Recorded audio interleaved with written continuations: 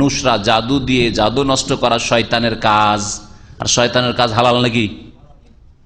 আমাদের প্রতিপালক তিনি সেই সত্তা যিনি আকাশে রয়েছেন। আল্লাহ কোথায় রয়েছেন তাহলে? অনেক সময় দেখা যায় যে জাদুকে জাদু দিয়ে নষ্ট করতে বাধ্য হয়ে যাচ্ছে। হাল্লুস সেহের, জাদুকে কি বলবেন, জাদুকে উঠিয়ে নেওয়া বা জাদু ভঙ্গ করা, জাদু নষ্ট করা। জাদু নষ্ট করা, জাদু নষ্ট করা তো কোরআন এবং হাদিসের দোয়া দিয়ে করলে কোনো দ্বিমত নেই, কিন্তু জাদুকে জাদু দিয়ে নষ্ট করতে পারবেন কিনা এটা হচ্ছে প্রশ্ন। অনেক সময় দেখা যায় যে জাদুকে জাদু দিয়ে নষ্ট করতে বাধ্য হয়ে যাচ্ছে, কোরআন হাদিসের আলেমও পাচ্ছে না, আর কোরআন হাদিসে এরকম কোন রাস্তা না যে গায়েব জানবে, আর যারা জাদু করে ওরা আবার জাদু উঠিয়ে দেয়। এরা এত শয়তানের শয়তান যে দুইজনেরই সে মানে ক্যান্ডিডেট, এরও তরফ থেকে কাজ করে, ওই তরফ থেকে দুইজনে জাদু করে। একজন বলে অমুককে জাদু করো, জাদুটা করে দিল। তারপরে ওরা যখন আসে বলছে হ্যাঁ তোমাকে জাদু, ও তো জানছে, নিজেই তো জাদু করেছে, তো জানছে, কারণ পয়সা ইনকাম করা পড়েছে, এর কাছ থেকে পয়সা নিয়ে এনেছে, পয়সা নিয়ে নিয়েছে এর কাছ থেকে, এর কাছে পয়সা নেওয়া হয়ে গেছে, জাদু করা হয়ে গেছে। হ্যাঁ তোমাকে জাদু করেছে, কেউ জাদু করেছে, এই এলাকাতেও জাদু করা আছে, আর অমুক জায়গা আছে। ও তো নিজেই জানে যে কোথায় পুঁতে রেখেছে, আর কোথায় কিসে গিরা লেগেছে, চুল পেয়েছে নাকি চিরুনির ওই দানাগুলি পেয়েছে নাকি আর কিছু পেয়েছে, কি দিয়ে করেছে সব জানে, না শাড়ি পেয়েছে না ব্লাউজ পেয়েছে, কি পেয়েছে সব জানে। ঠিক আছে, তোমার জাদু উঠিয়ে দেবো।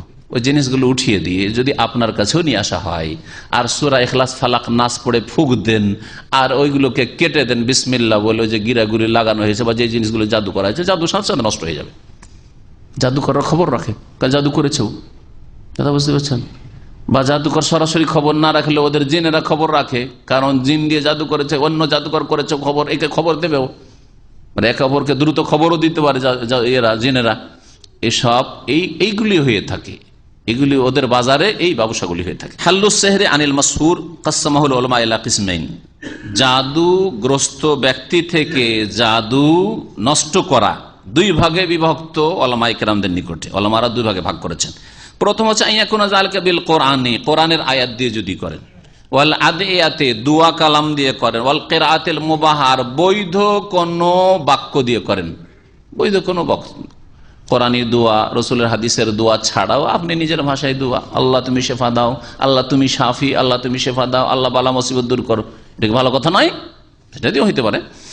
ফাহাজা জায়েজুন, এটা জায়েজ, বোধগম্য শব্দ আপনার ভাষায় বলছেন অথবা এমন ভাষায় বলছেন যেটা আপনি বুঝছেন, অন্যরাও বুঝছে, এটা জায়েজ। ওয়ালা বাসা বিহি, এতে কোনো অসুবিধা নেই। লি উমুমিল আদিল্লাতি দাল আলা রুকিয়া, কারণ ব্যাপক অর্থপূর্ণ ঝাড়ফুঁকের দলিল রয়েছে রাসূলুল্লাহ সাল্লাল্লাহু আলাইহি সাল্লাম থেকে। যেমন প্রিয় নবী সাল্লাল্লাহু আলাইহি সাল্লাম বলেন, লা বাসা বির রুকা মা লাম তাকুন শিরকান, ঝাড়ফুঁক করায় কোনো দোষ নেই যতক্ষণ শিরক না হবে।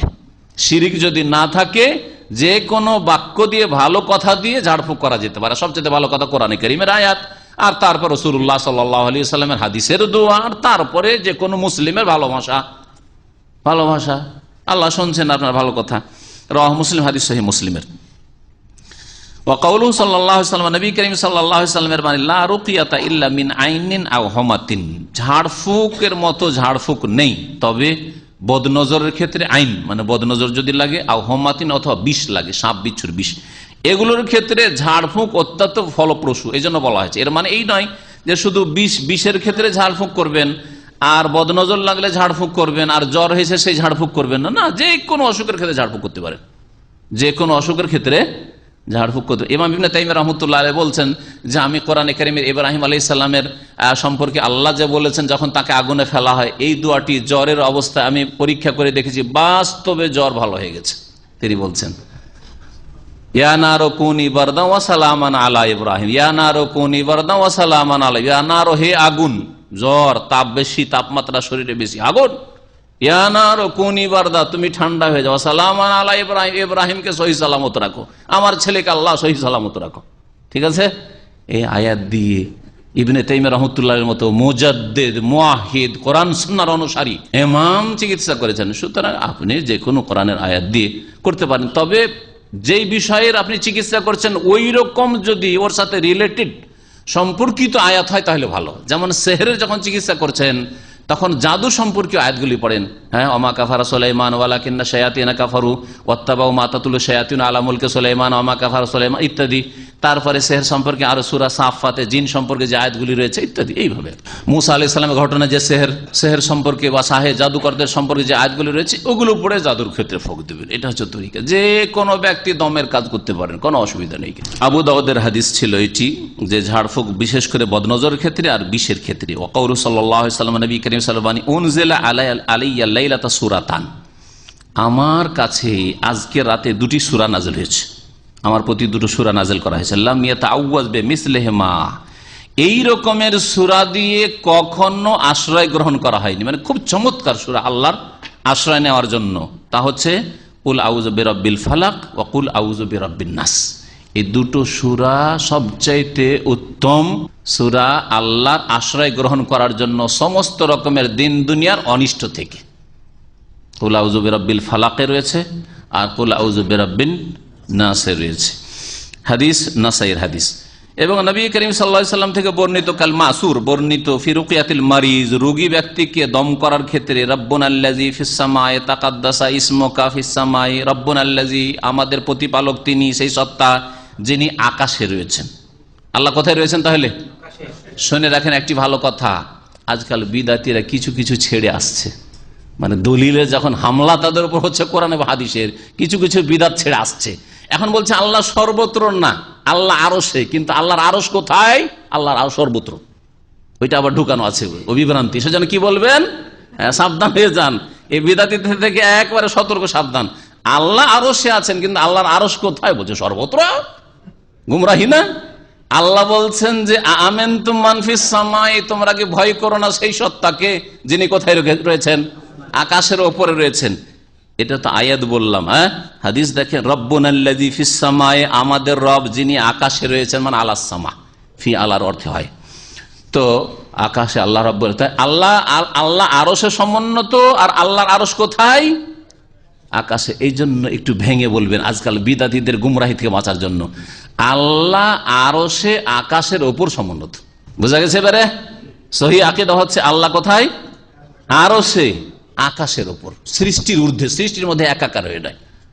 বলে দিন আল্লাহ আরশে রয়েছে, কিন্তু আল্লাহর আরশ বিদাতীদের কাছে কলুবুর রহমান, কলবে কলবে আল্লাহর আরশ, কলবে কলবে আল্লাহর আরশ, আর না হলে সর্বত্র, সব জায়গায় আল্লাহর আরশ।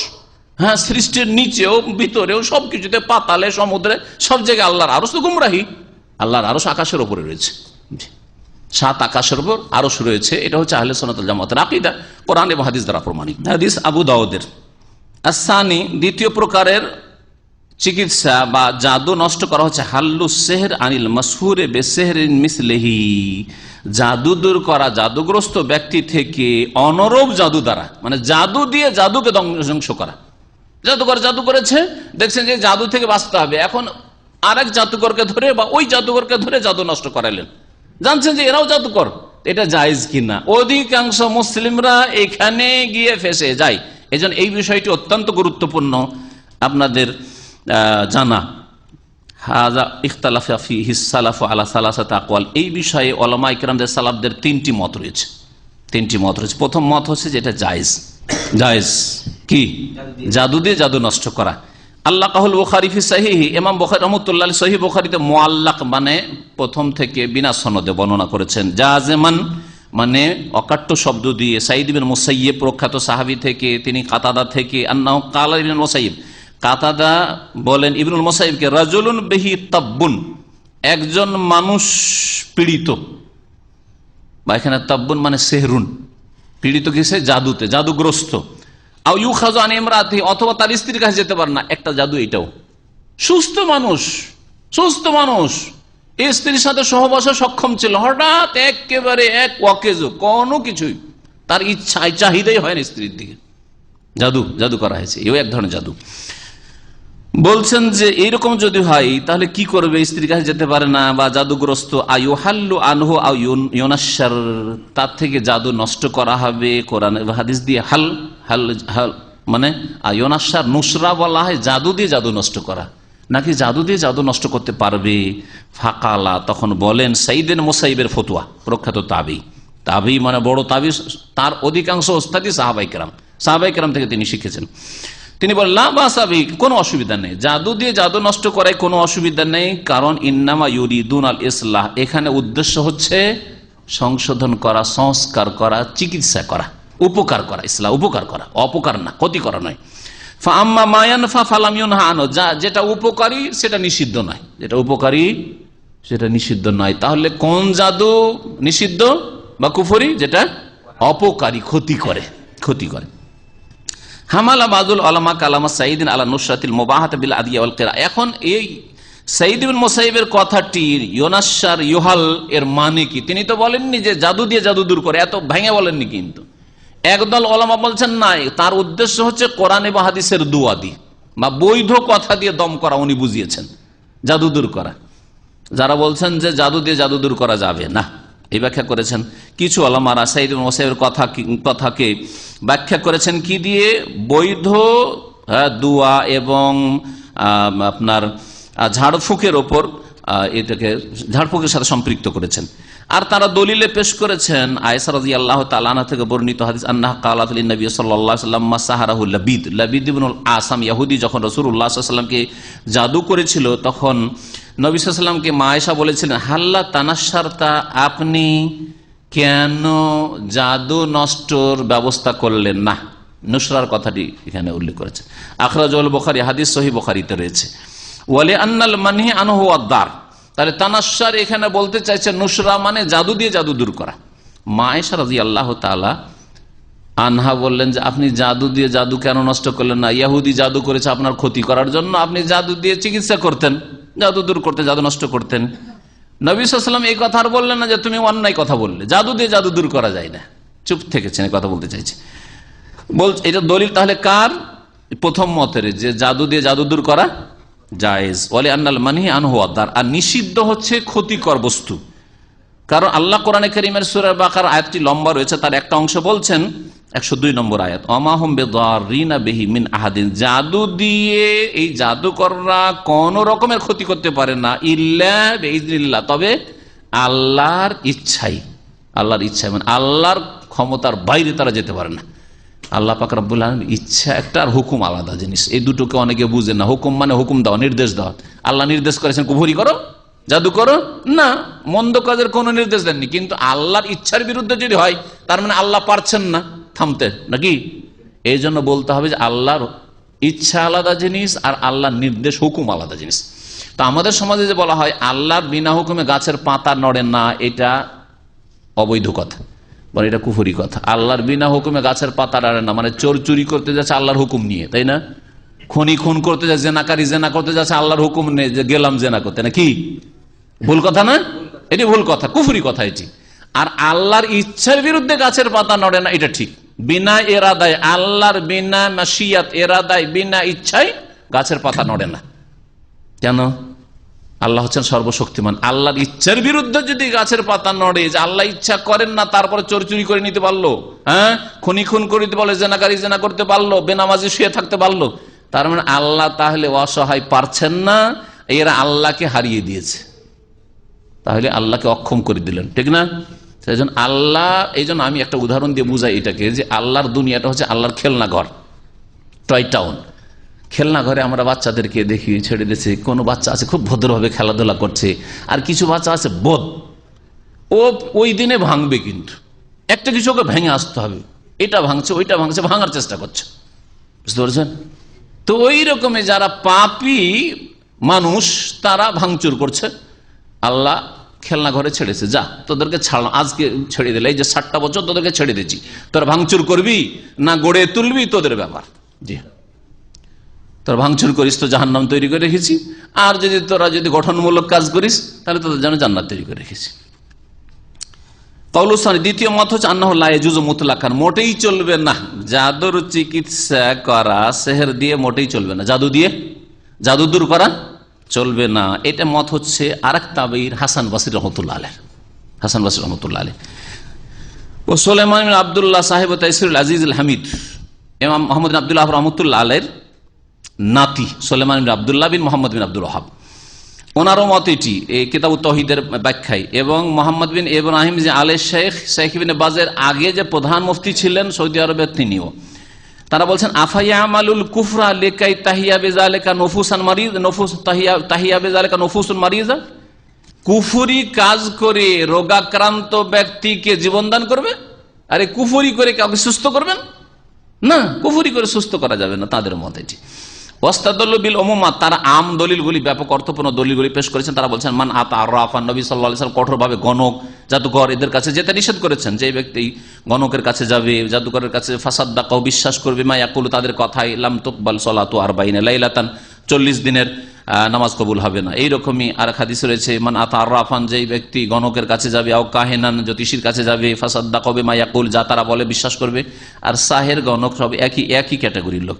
ফাকাদ কাফারা বিমা উনজিলা আলা মুহাম্মদ, তাহলে কুফরি করলো এমন কিছুর সাথে যা মুহাম্মদ সাল্লাল্লাহু আলাইহি ওয়াসাল্লামের উপর নাজিল করা হয়েছে। জাবের রাদিয়াল্লাহু তাআলা আনহু থেকে বর্ণিত হাদিস, নবী সাল্লাল্লাহু আলাইহি ওয়াসাল্লাম বলেন আন নুসরাতু মিন আমালিশ শয়তান, নুসরা জাদু দিয়ে জাদু নষ্ট করা শয়তানের কাজ। আর শয়তানের কাজ হালাল নাকি? শয়তানের কাজ হারাম। আল্লাহ রাব্বুল আলামিন জুয়াকে ইন্নামাল খামরু ওয়াল মাইসিরু ওয়াল আনসাবু রিজসুম মিন আমালিশ শয়তান, হ্যাঁ, ইন্নামাল খামরু, মদ, মাইসির, জুয়া আর ভাগ্য পরীক্ষা নিরীক্ষা করা, এগুলি মিন আমালি শয়তানের কাজ বলেছেন। ওই রকমই শয়তানের কাজও জাদু দিয়ে জাদু নষ্ট করা। মুসনাদ আহমদের হাদিস। তবে ইখতিলাফ রয়েছে, হাদিসটা মওকুফ, জাবেরের ওপর, জাবেরের মত না নবী সাল্লাল্লাহু আলাইহি ওয়াসাল্লামের কথা। আব্দুল্লাহ বিন মাসউদ রাদিয়াল্লাহু তাআলা আনহু থেকে মওকুফ এরকম বর্ণিত রয়েছে, রাহু তাবরানী ফিল মুজামিল, তাবরানীতে রয়েছে, বাইহাকিতে রয়েছে। এইরকমই তারা আম দলিল পেশ করেছেন আদাল্লা আলা নাহি আনিত তাদাবিল মুহার, হারাম জিনিস দিয়ে, হারাম বস্তু দিয়ে চিকিৎসা করা যে নিষিদ্ধ, এই দলিলগুলি পেশ করেছেন। যখন হারাম কিছু ওষুধ পানি দিয়ে চিকিৎসা করা নিষেধ, তাহলে জাদু দিয়ে জাদু দূর করা কি করে জায়েজ হতে পারে? এটা হচ্ছে দ্বিতীয় মত। তৃতীয় মত হচ্ছে যে নিরুপায় হলে জায়েজ। একটা হচ্ছে জায়েজ, আর একটা হচ্ছে না জায়েজ। আর একটি মত হচ্ছে যথাসাধ্য চেষ্টা করবেন কোরআন হাদিসের দুয়া দিয়ে। যদি নিরুপায় হয়ে যান, একবার আর কোনো পথ পাচ্ছেন না, তাহলে ওই ক্ষেত্রে জায়েজ। যেমন নিরুপায় হয়ে গেলে মদ খাওয়া জায়েজ, পিপাসা যদি দূর করে মদে। একজন বলছে যে মদে কিন্তু পিপাসা দূর করে না, তো এটা জানতে হবে আপনাকে সায়েন্টিফিক বিষয়টি, যে মদে কি আসলে তৃষ্ণা দূর করে? তৃষ্ণা যদি দূর না করে তাহলে চলবে না, পানির বিকল্প নয়।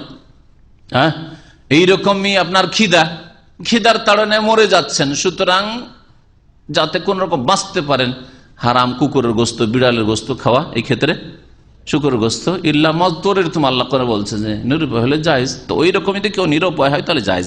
বলছে ইন্না হাজা জায়েজুন ইনদা যারুরা, নিরুপায় হলে জায়েজ। অবেহি কাল আতা ইবনে ইয়াসার, প্রখ্যাত একজন মুহাদ্দিস সালাফদের, তিনি বলেছেন, তারা দলিলে পেশ করেছেন মহান আল্লাহর মানে ফামানি তুররা গায়রা বাগিন ওয়ালা আদিন ফালা ইসমা আলাইহি, রক্তের ক্ষেত্রে, শুকরের গোস্তের ক্ষেত্রে আল্লাহ বলছে কেউ যদি নিরুপায় হয়ে যায় আর সে সীমা লঙ্ঘনকারী না হয়, বাড়াবাড়ি করনেওয়ালা না হয়, তাহলে কোনো গুনাহ নেই। প্রয়োজন মোতাবেক আপনার 250 গ্রাম হারাম খেয়ে বাঁচতে পারবেন আজকের দিন, তো ঠিক আছে, আজকে বেঁচে যান, পরে খুঁজে না, রুজি খুঁজেন। সূরা বাকারা আয়াত নম্বর 173। আর আল্লাহ পাক কুফরি সম্পর্কেও ছাড় দিয়েছেন। আপনি কোন জায়গায় যাচ্ছেন আল্লাহ না করে, আর আপনাকে বলছে যে তুই এই এতে সেজদা কর, আমাদের দেবদেবীকে সেজদা কর, মাজারে সেজদা কর, না হলে গলা কেটে দেবো, জবাই করে দেবো। সেজদা করা জায়েজ কিনা? তো এরকম কুফরি করা জায়েজ জান বাঁচাবার জন্য যদি হয়, অন্তরে কিন্তু ঈমান আল্লাহর উপর থাকতে হবে। এগুলো বিশ্বাস করেন না আপনি, কিন্তু বাধ্য সেই জন্য করছেন নিরুপায়। এটা যদি জায়েজ হয়, তো জাদু দিয়ে জাদু দূর করা নিরুপায় হলে জায়েজ। এই যুক্তি তারা পেশ করেছেন। কোরআনের আয়াত, সূরা নাহলের আয়াত নম্বর 106, আল্লাহ ইল্লামান উকরিহা, যদি কাউকে জবরদস্তি করা হয়, ওয়া কলবুহু মুতমাইন্নুন বিল ঈমান, কিন্তু তার হৃদয় ঈমানের সাথে প্রশান্তি হাসিল করে, ঈমানের উপর অটল। ফাইদা কান হাযা ফিল কুফরি, কুফরিতে যদি এটা বৈধতা থাকে, তাফাকাইরু কাযালিকা, এইরকমই জাদুকে জাদু দিয়ে দূর করা যেতে পারে।